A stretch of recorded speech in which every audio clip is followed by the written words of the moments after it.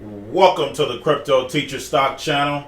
And guys, please like and subscribe if you do like what you're listening to. Please inform your friends and family and spread it all over social media. It is imperative that we get back to learning finances and understand how the world really works, because once we understand how the world really works, we understand that everything is planned out. Now guys, right now we're going to get into fundamentals. I forgot I didn't go over the yield curve. And then, of course, the VIX. I did mention the VIX, but I didn't go over it. Now, guys, as far as with the yield curve is concerned, right now it is flat. Why? Because the Fed is manipulating it. Of course, with the purchase of treasuries, 0% interest, 0% Fed's funds rate. That's the reason why. But, guys, our yield curve has been inverted. Everything should have collapsed. We already know this. They're just holding it up. But the fact is, the key indicator to look at, because right now they are manipulating it, of course, is the VIX. The VIX is going to tell us everything. Right now, the VIX been ranging anywhere from 25 to 30. But the VIX is letting us know volatility is coming. So the fact is that basically it knows that the election is right around the corner. So we know we're going to drop, guys, plain and simple. And this gives the Fed an opportunity to pull back as far as a correction is concerned. The stock market crash is not here yet, guys. We're just going to have a correction October and November, and then the first quarter, the January, February, March of next year. Just a correction. The actual collapse is not going to happen in my eyes until September of 2021. But I'll go over that in another video. Now, guys, getting over into the actual stocks. Tesla, of course, after hours is headed lower. So, of course, if you are a day trader, you definitely want to get in. Of course, if you just want to buy Tesla at the bottom and wait for it to rise, then you're going to wait till after the election in order to make that move on Tesla. But right now, 300, I think it was like 395. That's good pricing, especially if it opens at that price. I was looking for CNBC or Elon to keep hyping it on Twitter and TV. You didn't see any of that. But you didn't hear any negative talk. If you go back to about a couple of years ago, that's all they did was talk negative about Tesla, negative about Elon Musk. But you didn't hear any negative talk this time around. Now with Apple, it's something totally different. I've been over the Jim Cramer videos on my crypto channel, how he gave the method on how they talk Apple down, so therefore they could short the hedge fund guys. And you see that now. That's all you see is CNBC talking Apple down, guys. That's all you hear about. So the fact is that they're trying to short the stock. Normally this is the time of the year they do it. And then, of course, it rises after the fourth quarter earnings report. Now, basically, the stocks that I'm actually looking at, guys, when we actually have that pullback, of course, I'm looking at gaming stocks, EA Sports, and then also VanEck has the ETF, ESPO, that has the gaming stocks all in one. Of course, Nintendo also I'll be looking at. Right now, Nintendo has topped out. So I expect that to lower. Now, guys, remember, 70% of the market cap of the stock market is tech, guys. Everything is moving over to tech. Every company is going to be a software company. Cloud. That's all it's going to be. And that's where your money should go to. And just like I said, as this channel go along, when we get deep into October, beginning of November, of course, I'm going to go over the emerging markets, and guys, the other stocks I'm going to be looking at, of course, is travel stocks, cruise lines, airlines. Cruise lines, like Norwegian Cruise Line, I do expect that to recover.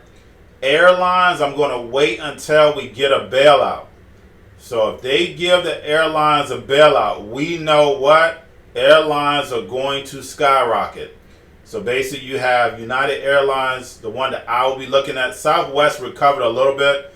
So United Airlines is a major one I'll be looking at, but Southwest also will be one to look at also. Now, the stocks that I went over with you in the previous videos, all of them did well, even during the downturn.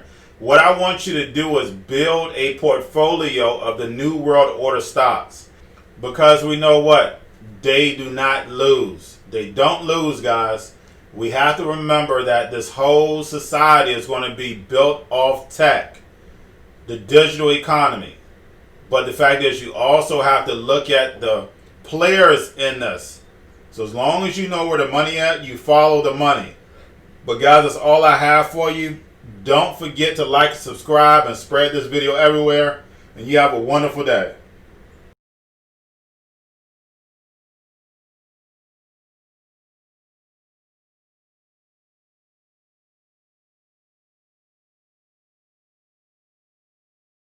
Let's bring in Paul Hickey of Bespoke Investment Group. Paul, it's good to see you. What are you watching? Well, so the stock, I mean, it's fallen 20% from its high, which is considered a bear market from a technical perspective.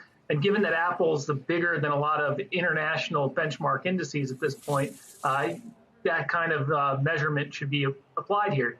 The stock did just bounce at its uptrend yesterday. We saw that nice reversal, but the rally came up just short of its 50-day moving average, and it still hasn't gotten above that level now. So I think when you're looking at Apple here, the next few days are going to really tell you the direction of whether the stock is going to bounce or it's going to see what is a typical bear market for the stock, which would be an additional 18% downside from here.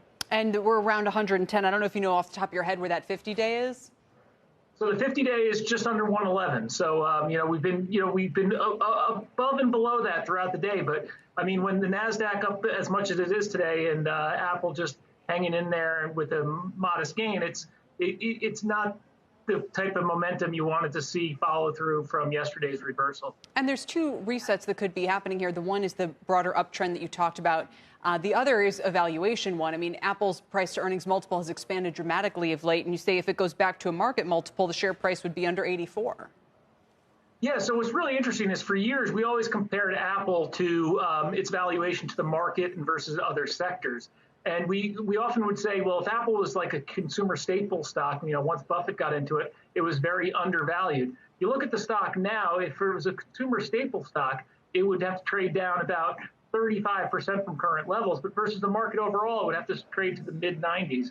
The key takeaway is things have changed for Apple. I mean, it has taken on a more of a services approach, and it's really embracing this subscription recurring revenue model, but it's not the cheap stock that it was just even a year ago. So even as we watch Apple battling it out here for direction, Paul, are the other tech stocks at a similar junction?